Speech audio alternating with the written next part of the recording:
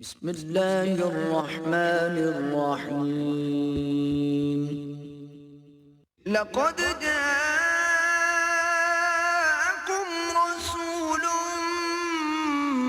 من انفسكم عزيز عليه ما عنتم حريص عليكم بالمؤمنين رؤوف رحيم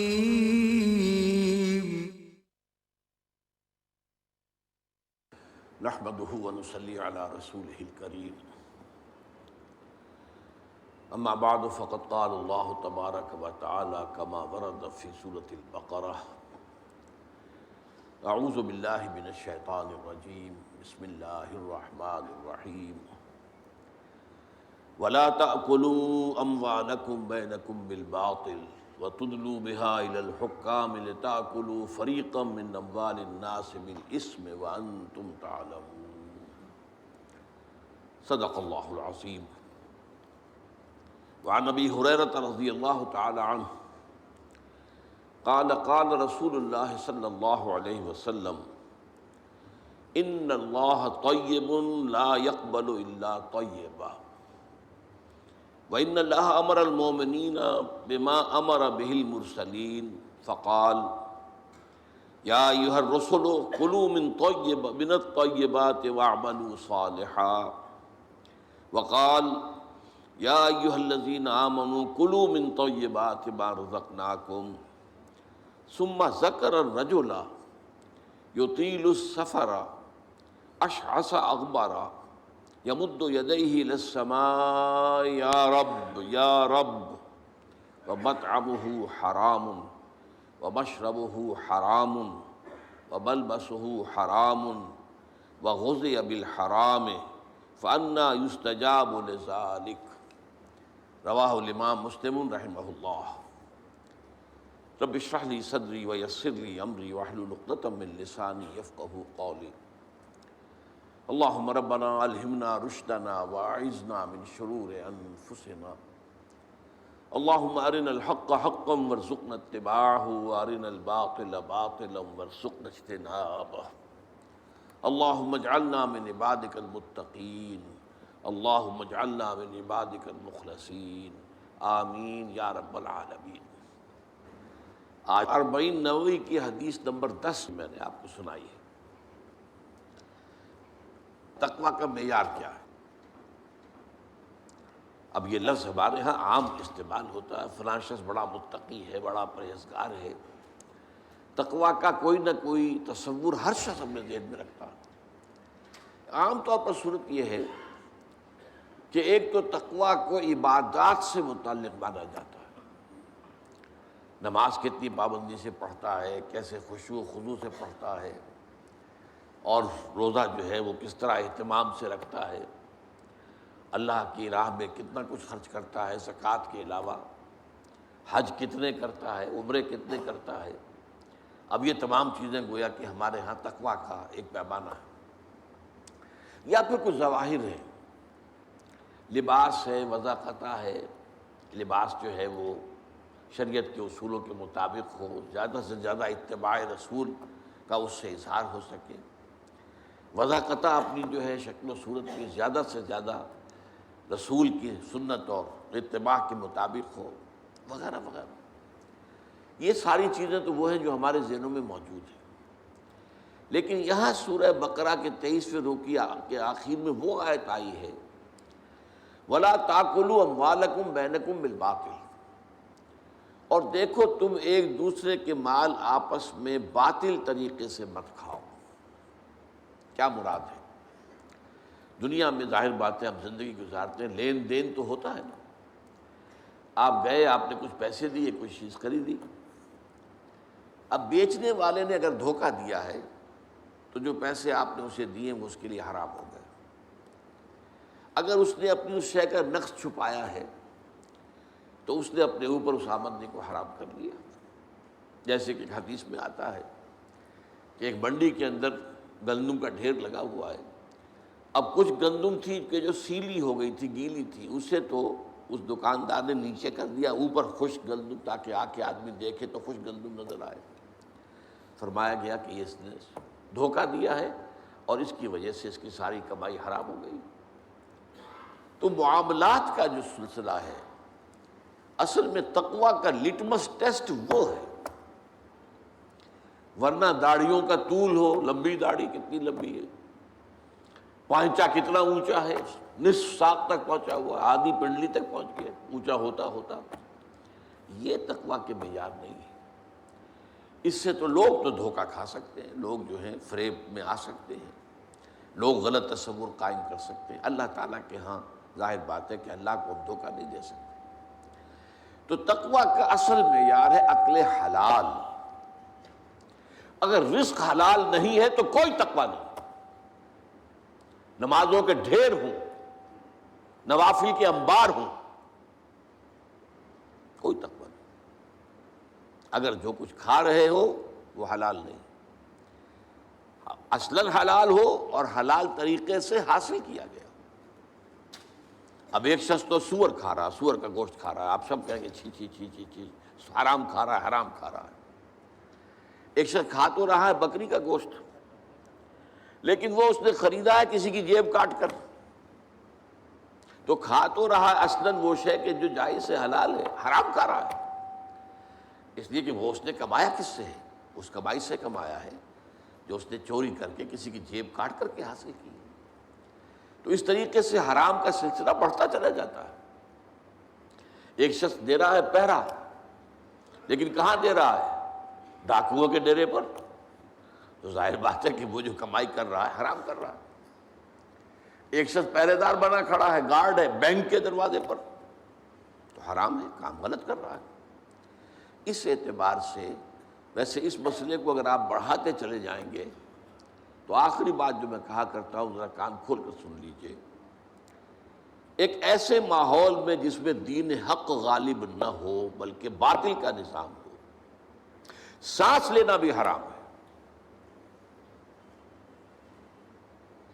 الا یہ کہ یہ سانس لینے سے جو قوت پیدا ہوئی ہے، انرجی، آکسیجن اندر گئی ہے نا، اسی کو تو ہم جلا کر انرجی حاصل کرتے ہیں ہمارے مسلز، یا یہاں پہ جو غذا کھا کر قوت پیدا ہوئی ہے اگر وہ خرچ ہو رہی ہے اس کا اکثر و بیشتر اس نظام باطل کو ختم کر کے نظام حق کو قائم کرنے کی جد و جہد میں، تو جائز ہے، ورنہ سانس لینا بھی حرام ہے۔ لو سانس بھی آہستہ کہ نازک ہے بہت کام، آفاق کی اس کارگہ شیشہ گری کا۔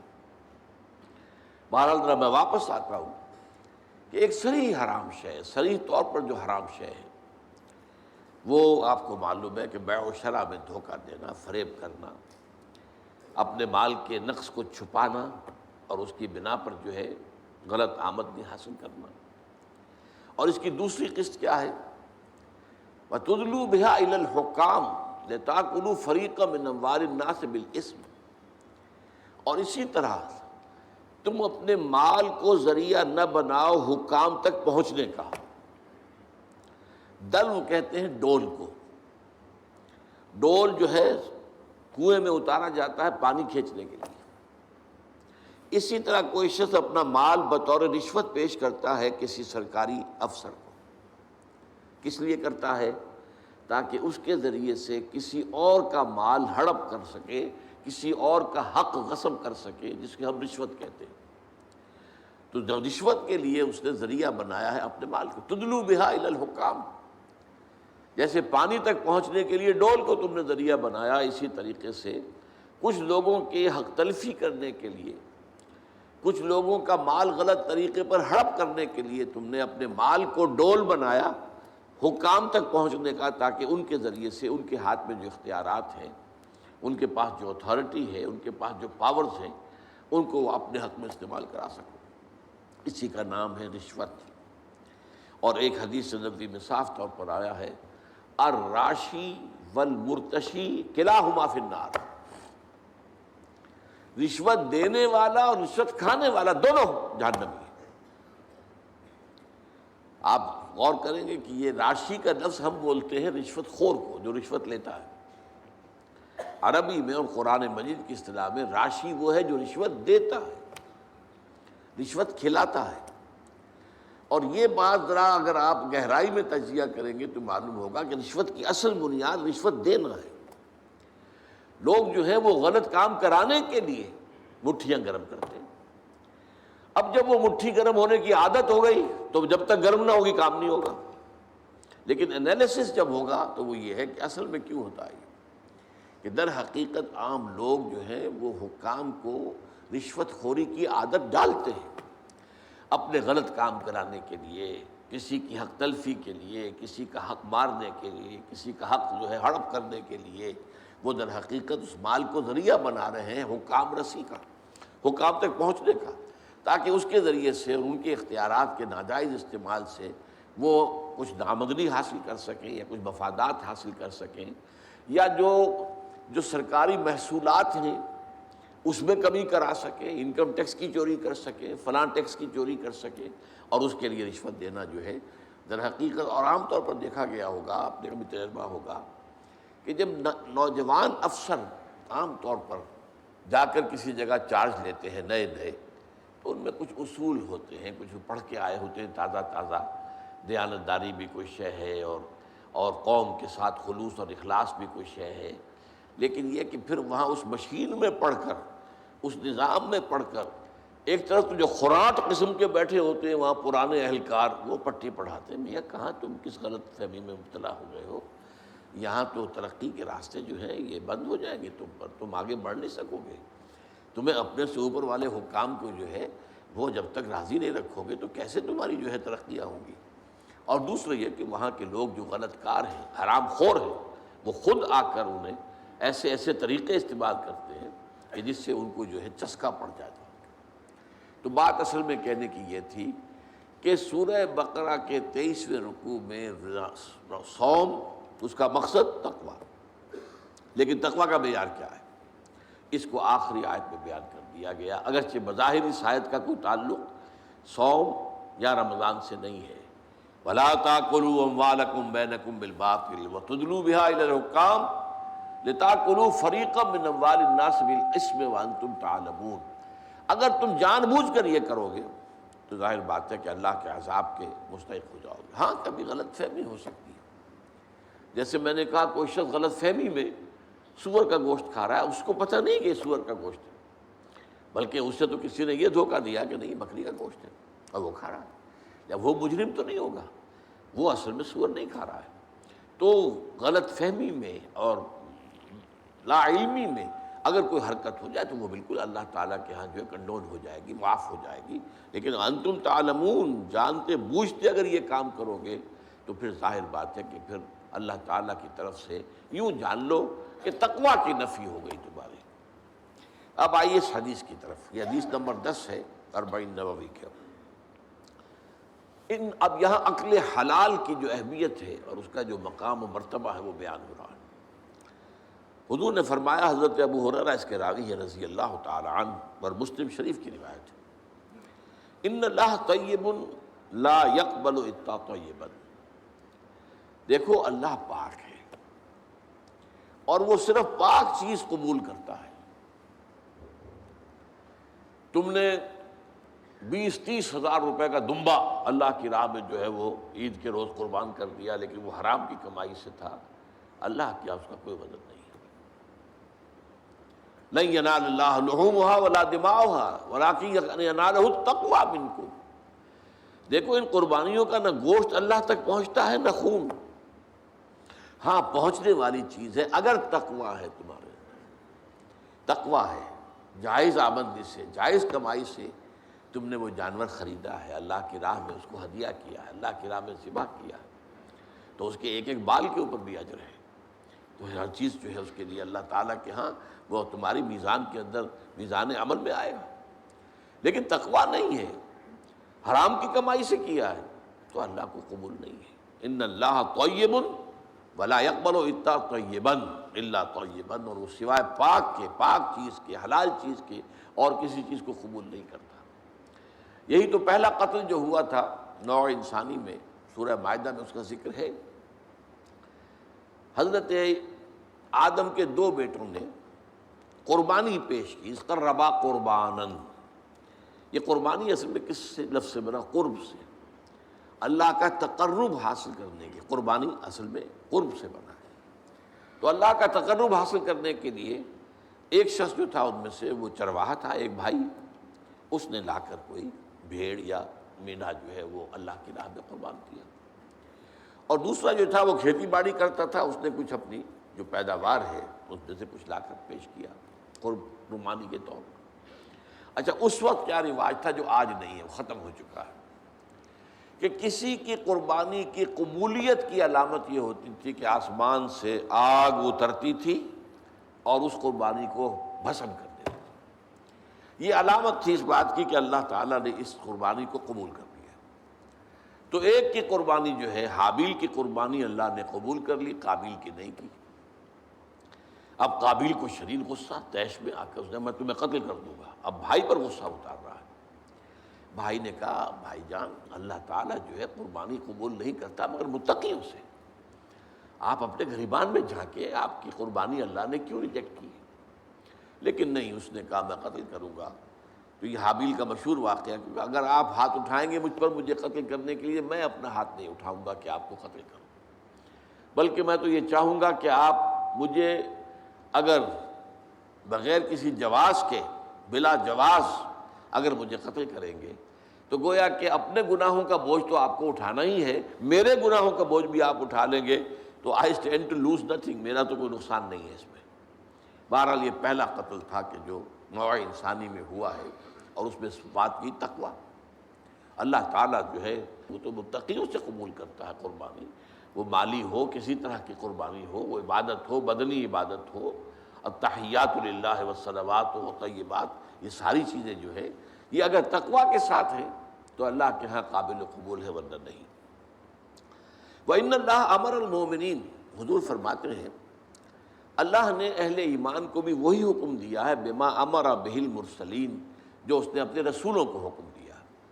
اب یہاں دیکھیے کہ حضور سورہ مومنون کی ایک آیت کوٹ کر رہے ہیں، سورہ مومنین کی آیت نمبر 51 ہے، یا ایھا الرسل کلوا من الطیبات واعملوا صالحا، اے میرے رسولو پاکیزہ چیزیں کھاؤ اور عمل نیک کرو۔ یہ عقل حلال کے ساتھ پھر اس کے بعد جو ہے وہ عمل نیک اللہ تعالیٰ کے ہاں وہ قابل قبول ہوگا۔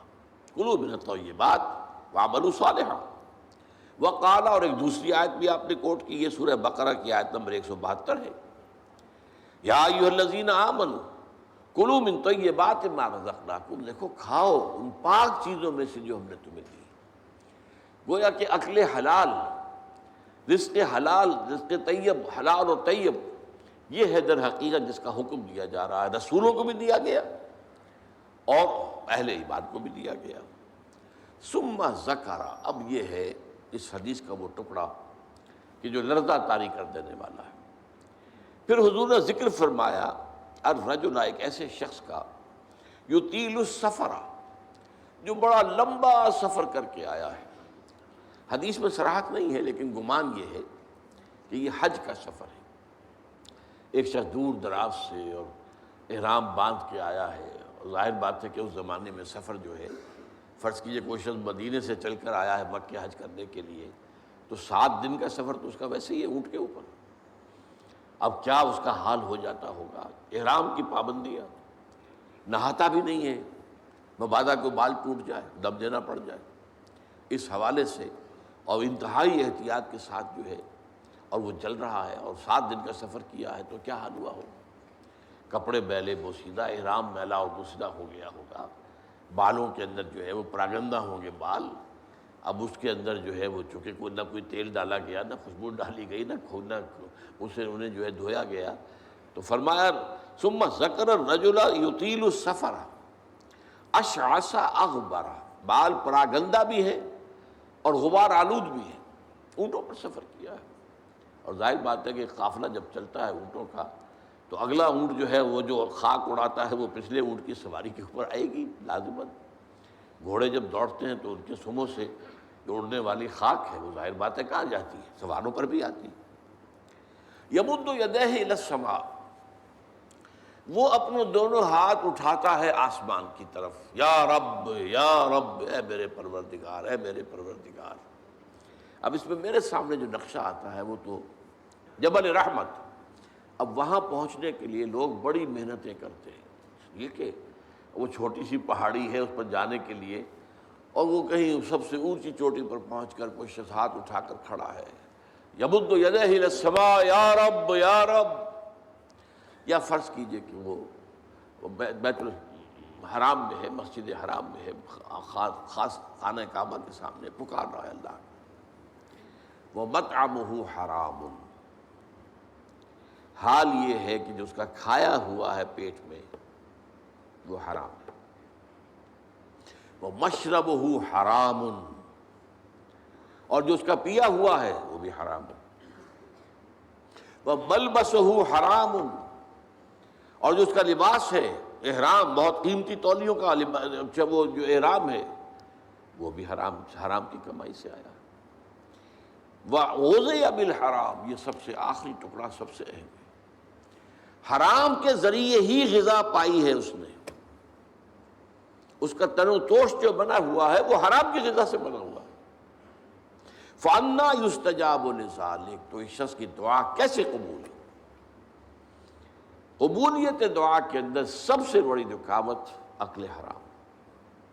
آپ دعا کرتے رہے اللہ سنے گا ہی نہیں. اَنَّىٰ يُسْتَجَابُ لِذَٰلِكَ، کہاں سے، کیسے، قبول کیسے ہو؟ وہ تو تم خود اپنی اس دعا کے راستے میں سب سے بڑی رکاوٹ ہو. تم اپنی آمدنی کا جائزہ لو، غور کرو، اس میں کمائی کے اندر کوئی حرام تو شامل نہیں ہے، کوئی ناجائز طریقہ تو شامل نہیں ہے، کوئی براہ راست سود کا عنصر تو نہیں ہے. بالواسطہ سود جو ہے وہ تو نہ میں بچا ہوا ہوں نہ آپ بچے ہوئے ہیں. پورا ہمارا معاشی نظام جو ہے وہ سود پر مبنی ہے. ایک گندم کا دانہ بھی ہم کھاتے ہیں تو اس میں سود ہے. اس کے لیے بیج خریدا گیا سودی قرضے پر، اس کے لیے فرٹیلائزرز خریدے گئے سودی قرضے پر، اس کے لیے پیسٹی سائڈز خریدے گئے سودی قرضے پر، ٹریکٹر خریدا گیا سودی قرضے پر. تو ایک ایک دانے میں سود ہے. وہ سود تو میرے اندر جا ہی رہا ہے، اس کے بغیر تو چارہ نہیں ہے. یا ہوا میں، جیسے کہ حضور نے فرمایا صلی اللہ علیہ وسلم کہ ایک زمانہ آئے گا کہ چاہے کوئی شخص سود کھائے گا نہیں، لیکن سود کا غبار یا دھواں، غبار یا دخان کا لفظ ہے دھواں، اس کے اندر ضرور جائے گا. فرض کیجئے کہ فضا کے اندر ڈسٹ سسپینشن ہو گئی ہے، گردہ ہے. اب ظاہر بات ہے سانس تو آپ کو لینا ہے، سانس تو لینا چھوڑ نہیں سکتے، آپ مر جائیں گے. کیسے ہوگا؟ سانس کے ساتھ غبار لازماً جائے گا، اندر پھیپھڑوں میں جائے گا. کوئی آپ کو روکنے کا کوئی ذریعہ آپ کے پاس نہیں ہے. یا کہیں جو ہے جو دھواں بھر گیا ہے، فرض کی جیسے آگ لگتی ہے بڑی اونچے ہوٹلوں کے اندر، 14ویں منزل کے اوپر جو ہے آگ لگی ہے، کمروں کے اندر دھواں بھر گیا، کہاں جائے لوگ؟ 14ویں منزل سے چھلانگ لگائیں تو ویسے ختم، ہڈیاں جو ہے اس کا چورا ہو جائے گا. بہرحال جو بھی شکل جو بیتتی ہے، تو سانس تو لینے پر مجبور ہے. جب تک بھی سانس آئے تو دھواں اندر جائے گا. یہ دور وہ ہے کہ جس کی فضا میں سود موجود ہے، اور وہ فضا کے اندر جو سود ہے وہ ہم سانس لے رہے ہیں تو ہمارے اندر جا رہا ہے. اس پہلو سے بالواسطہ انڈائریکٹ سود سے تو آج کوئی بھی بچا ہوا نہیں. البتہ ڈائریکٹ سود جو ہے وہ تو ظاہر بات ہے کہ آپ کی مرضی سے ہے. آپ نے سودی قرضہ لیا ہے اپنا کاروبار بڑھانے کے لیے. بھائی جتنی پونجی تمہارے پاس ہے اس سے کاروبار کرو. اگر بہت تھوڑی پونجی ہے تو سر پر اٹھاؤ کوئی ٹوکری پھل کی اور بیچو. اگر اس سے زیادہ ہو جائے تو چلو کوئی ریڑھی لے لو، اس سے زیادہ ہو جائے کھوکا بنا لو، اس سے زیادہ ہو جائے دکان بنا لو، اس سے زیادہ ہو جائے ایکسپورٹ امپورٹ کرو. لیکن رہو اپنی چادر کے اندر جو تمہاری اپنی پونجی ہے. بینک سے قرض لے کر اپنا کاروبار پھیلانا یہ تو تمہارا اپنا انٹینشنل، تمہارے اپنے چوائس کا فیل ہے، اس پر تم پکڑے جاؤ. مکان ہے، بڑی عالیشان کوٹھی بنانی ہے، عالیشان محل بنانا ہے، قرض لیا. بھائی زندگی گزارنے کے لیے چھت میسر ہو سر کے اوپر، گزارا کے قابل جو ہے سکونت آپ کے پاس ہو تو بہت ہے. ہمیشہ تو نہیں رہنا تمہیں یہاں. ایک وقت آئے گا کہ چاہے وہ محل ہو، چاہے وہ ڈیفنس کا جو بنگلہ ہو کئی کئی کروڑ کا جو ہے، نکلنا تو پڑے گا، وہاں سے جانا تو پڑے گا قبر کے اندر۔ لہذا یہ اگر بینک کے سود سے آپ نے یہ کام کیا، یا جیسے کہ کہہ دیتے ہیں کہ ایک شخص کو گریچوٹی ملی ہے، وہ ریٹائرمنٹ کے بعد یہ ہوا ہے وہ ہوا ہے، اب اگر وہ کسی اور کو دیتا ہے کاروبار کے لیے تو لوگ کھا جاتے ہیں، اپنے گھر میں رکھتا ہے تو ختم ہو جائے گا، رفتہ رفتہ اس کی قیمت بھی کم ہو جائے گی، وہ کھائے گا تو ختم بھی ہو جائے گا، تو کیا کریں، یہ مجبوری ہے۔ لہذا بینک میں سود کے اوپر رکھ دیا، سود کھا رہے ہیں، ختم نہیں۔ تمہارے پاس ضمانت ہے کہ جب تک تمہارے پاس یہ رقم ختم جو ہے نہیں ہوتی، اس سے پہلے پہلے تم مر جاؤ گے یا نہیں ہے؟ کھاؤ اس کو، یا اور کچھ نہیں کر سکتے، بڑا کاروبار نہیں کر سکتے، اپنے مکان کے باہر کی بیٹھک کے اندر کوئی چھوٹی سی دکان لگا کر بیٹھ جاؤ کریانے کی، صبح سے شام تک گزارے کے مطابق مل جائے گا، محنت کرو، ریٹائرمنٹ کے بعد بھی یہ کام تو کر سکتے، اور نہیں تو چیو جو کچھ بھی ہے تمہارے پاس جمع پونجی اسے کھاؤ، اس کے بعد اللہ پر توکل رکھو، رزق جو ہے اللہ کے ذمے ہے، کیا پتہ اس پیسے کے ختم ہونے سے پہلے ہی تمہاری موت آ جائے اور تمہیں جو ہے اکل حرام جو ہے اس کی طرف نہ جانا پڑے۔ لہذا یہ ساری باتیں جو ہے یہ بہانے ہیں۔ تو اس اعتبار سے سود سے بچنا، براہ راست سود کی کوئی شکل کسی حالت میں جائز نہیں۔ وہ آپ لاکھ مجبوری کا کیا کرے، بیوہ ہے، بیوہ کے پاس پیسے ہیں، وہ کیا کرے، کہاں لگا دے، کس کو دے دے، وہ سب کھا جائیں گے، یہ کریں گے وہ کریں گے، قطعاً کوئی عذر نہیں حرام کے لیے۔ ہاں آدمی کی جان پر بن گئی ہو، مر رہا ہو یا مر رہی ہو کوئی عورت، اور سوائے کسی حرام شے کے کھانے کے اور کچھ نہ ہو، تو اس حد تک صرف جان بچانے کے لیے حرام کھانے کی اجازت ہے۔ فمن اضطر غیر باغ ولا عاد، دو شرطوں کے ساتھ، اضطرار کی کیفیت ہو، انتہائی جو ہے مجبوری کا عالم ہو، غیر باغ ولا عاد، اس کی طرف خود کوئی دل میں تمنا نہ ہو، عارضی نہ ہو، یہ نہ ہو کہ خواہش بھی ہو حرام کھانے کی، اور یہ کہ جو کم سے کم مقدار ضروری ہے جان بچانے کی اس سے آگے بڑھے بھی نہیں۔ یہ دو شرطیں پوری کی ہوں تو حرام کھا کی اجازت ہے، اللہ تعالیٰ معاف فرما دے گا۔ لیکن عام حالت میں آپ اپنے کاروبار میں، اپنے پیشے میں، اپنے معاش میں اگر حرام کا کوئی عنصر مستقل طور پر اس کو قائم کر لیتے تو پھر ہمارے آج کی گفتگو کا حاصل کیا ہے؟ تقویٰ کی نگیشن ہو جائے گی، تقویٰ پھر نہیں ہے۔ پھر جیسا کہ روزے کے ضمن میں بھی وہ احادیث ہے، اب ایک شخص ہے روزے رکھ رہا ہے اور سودی کاروبار کر رہا ہے، تو یہ روزہ ہے؟ حضور نے فرمایا من لم یدع قول الزور والعمل به فلیس للہ حاجۃ ان یدع طعامہ وشرابہ، جس شخص نے جھوٹ بولنا نہیں چھوڑا اور جھوٹ پر عمل کرنا نہیں چھوڑا، اللہ کو کوئی ضرورت نہیں ہے کہ وہ اپنا کھانا پینا چھوڑ دے۔ یہ فاقہ کر رہا ہے، کھانا پینا چھوڑا، یہ روزہ تو نہیں ہے۔ عین روزے کی حالت میں رشوت لے رہے ہیں، عین روزے کی حالت میں جھوٹ بول رہے ہیں، عین روزے کی حالت میں لوگوں کو دھوکہ دے رہے ہیں۔ روزہ یہ روزہ نہیں ہے بھائی، یہ تو فاقہ ہے۔ اس لیے فرمایا کم من صائم لیس لہ من صومہ الا الجوع، کتنے ہی ہیں روزے رکھنے والے جنہیں اپنے روزے سے سوائے بھوک اور پیاس کے کچھ حاصل نہیں، کوئی اجر و ثواب ہے ہی نہیں۔ اس لیے کہ یہ تو روزے میں کھانا پینا حلال چیز کا بھی تمہارے اوپر حرام کر دیا گیا دن کے وقت، لیکن جھوٹ بولنا تو مستقلاً حرام ہے، رشوت لینا تو مستقلاً حرام ہے، سودی لین دین تو مستقلاً حرام ہے۔ وہ مستقل حرام جو ہے وہ عین روزے کی حالت میں بھی جاری ہے، تو ظاہر بات ہے کہ یہ روزہ نہیں ہے۔ تو جیسا کہ میں نے عرض کیا، روزے، صیام، قیام رمضان یہ بھی ہے، فلیس لہ من صیامہ الا الجوع ومن قیامہ الا السحر، یہ رات کو کھڑے رہنا بھی، اس سے بھی سوائے انیندرا جسے آپ کہتے ہیں کہ نیند کی قربانی اس نے دی ہے اور اسے حاصل کچھ نہیں ہوگا، نیند اس نے اپنے کھوئی ہے، اسے حاصل کچھ نہیں ہوگا، نہ قیام لیل سے اور نہ صیام النہار سے۔ اس اعتبار سے تقویٰ جو ہے در حقیقت وہ ہے اصل، اور وہ ہے مالی معاملات میں تقویٰ، معاملات انسانی میں تقویٰ، بیع و شرع میں تقویٰ، کاروبار میں تقویٰ، آمدنی میں تقویٰ، جب تک کہ حلال نہیں ہوگا اس وقت تک ظاہر بات ہے کہ تقویٰ نہیں ہوگا۔ یہاں چونکہ تقویٰ کا مضمون آئی گیا ہے تو میں آپ کو ایک بہت پیارا واقعہ سنا دیتا ہوں کہ تقویٰ کی تعریف کیا ہے۔ اس پر حضرت عمر رضی اللہ تعالیٰ عنہ کی مجلس شورا میں کچھ بحث چھڑ گئی۔ تقویٰ کسے کہتے ہیں؟ ہاؤ ٹو ڈیفائن تقویٰ، تقویٰ کی ایک جامع و معنی تعریف کیا ہوگی؟ اب بہت سے صحابہ نے اپنی اپنی رائے دی۔ حضرت ابی بن کعب رضی اللہ تعالی عنہ کو خاموش بیٹھے رہے، اور یہ وہ صحابی ہیں جن کے بارے میں حضور کی حدیث یہ ہے اقرأہم ابی بن کعب، میرے صحابہ میں قرآن کا سب سے بڑا عالم اور قاری جو ہے وہ ابی بن کعب ہے۔ تو حضرت عمر نے کہا بھائی آپ نے کچھ نہیں بتایا، آپ بتائیں تقویٰ کسے کہتے ہیں؟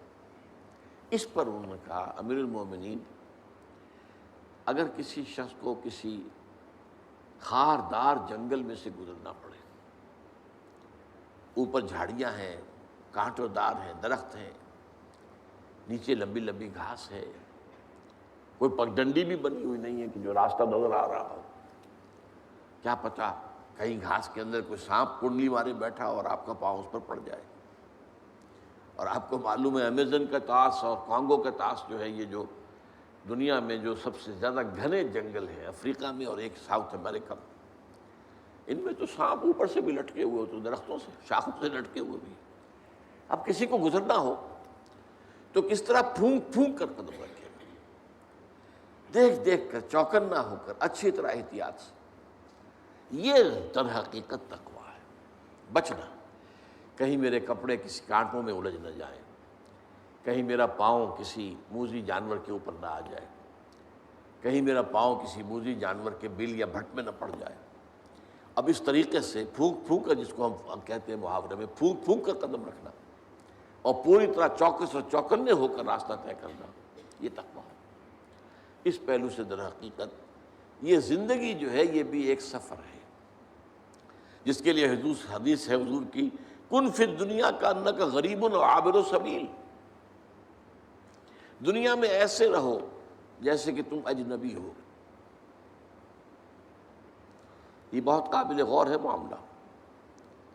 اصل میں ہم دیکھتے ہیں عام لوگوں کی دلچسپیاں کیا ہیں، عام لوگ کدھر بھاگ رہے ہیں، کدھر دوڑ رہے ہیں۔ سب کو دنیا کی پڑی ہوئی ہے، بہتر سے بہتر مکان، عالیشان سے عالیشان محل، نئی سے نئی کار، اعلیٰ سے اعلیٰ کار۔ اس میں ایک آدمی جو ہے جو حق پر چلنے والا ہو اور جس نے اپنے آپ کو دین کے لیے وقف کر دیا، وہ اپنے آپ کو اجنبی پائے گا۔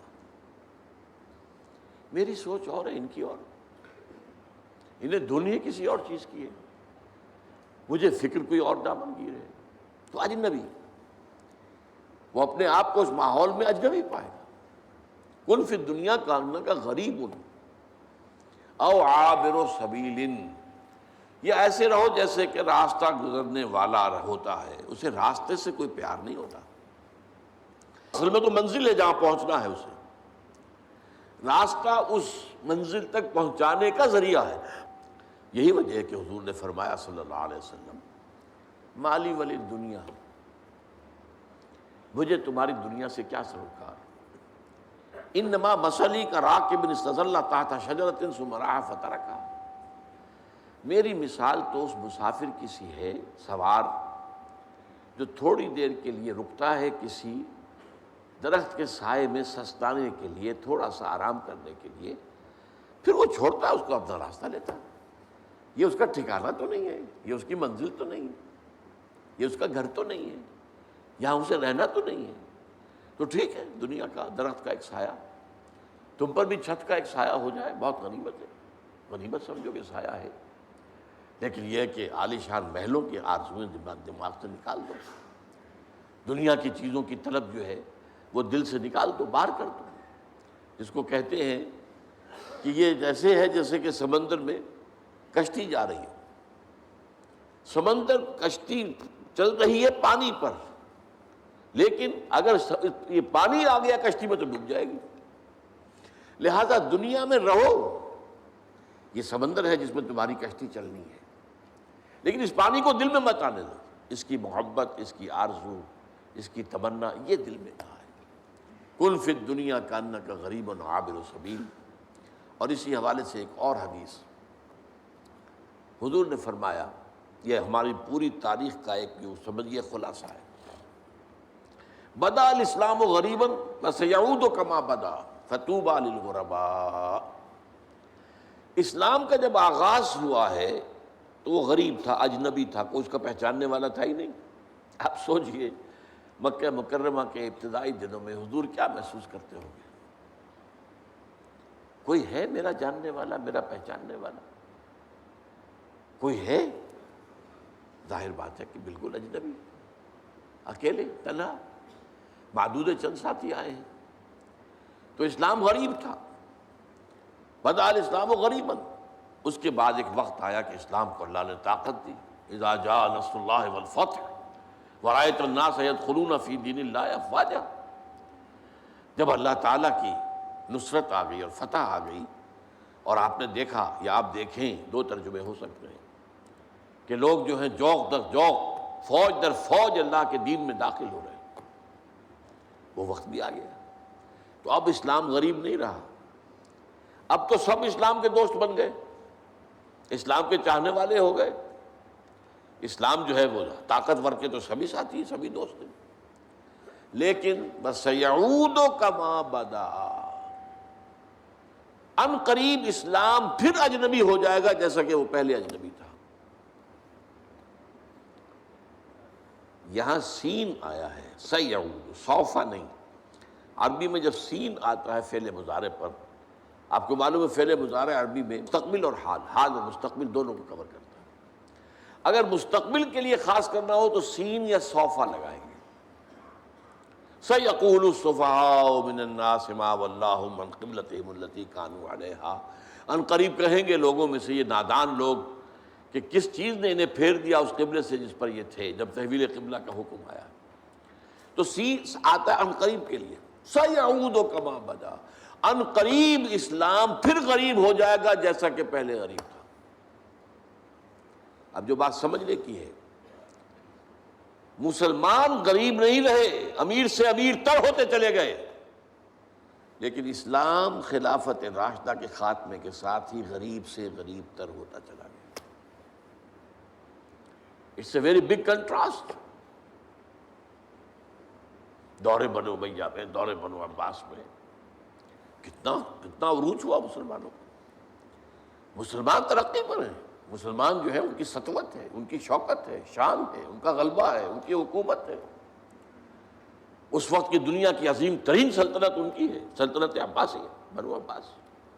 لیکن اسلام غریب ہونا شروع ہوا۔ تو وہ جو ایک ریاست اور سیاست کا معاملہ تھا سب سے پہلے وہ ختم ہوا، اس کا اسلام سے تعلق نہیں رہا، بلکہ اب جس کی لاٹھی اس کی بھینس۔ یہ نہیں ہوگا کہ مشاورت سے ہم طے کریں گے کون اہل ترین آدمی ہے، کون سب سے زیادہ متقی ہے، کون سب سے زیادہ اللہ کو جاننے والا اور پہچاننے والا ہے، اسے ہم مقرر کریں، نہیں، جس کی لاٹھی اس کی بھینس، جس کے پاس قوت ہے اس کی حکومت ہوگی۔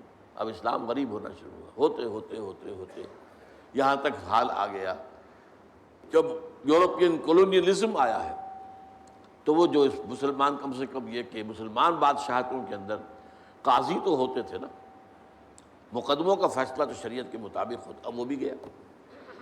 اب میجسٹریٹس آ گئے، اب فوجداری قانون انگریز کا ہے، دیوانی قانون انگریز کا ہے۔ ہاں انہوں نے بڑی رعایت کی تھی، آئلی قوانین میں ہمیں اجازت دے رکھی تھی، نماز روزے کی اجازت دے رکھی تھی، لیکن باقی پورا نظام تو ان کا تھا۔ تو اس طریقے سے ہوتے ہوتے اسلام غریب ہوتا چلا گیا۔ اب فرمایا طوبیٰ للغرباء، تو تہنیت ہو، مبارکباد ہو غریبوں کو، اجنبیوں کو۔ کیا مطلب؟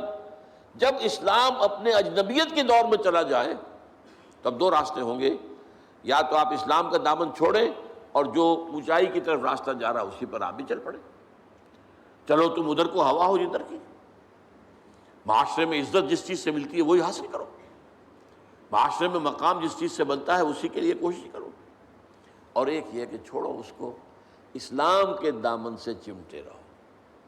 اسلام غریب ہو گیا تم بھی غریب ہو جاؤ. تمہارے جاننے پہچاننے والے بھی پھر نہیں رہیں گے, تمہارے ملنے والے بھی نہیں رہیں گے, تم سے کوئی رشتہ داری کرنا بھی پسند نہیں کرے گا. ظاہر بات ہے کہ تم تو اس معاشرے کے اندر اجنبیہ ہو, تم اس میں مسفٹ ہو, اس کی اقدار کے مطابق تمہارا معاملہ نہیں ہے. تو طوبیٰ للغرباء, اللہ تعالی ہم سب کو نبی اکرم صلی اللہ علیہ وسلم کی اس تہنیت اور اس مبارک بات کا مستحق بنائے. اقول قولی ھذا واستغفر اللہ لی ولکم ولسائر المسلمین والمسلمات.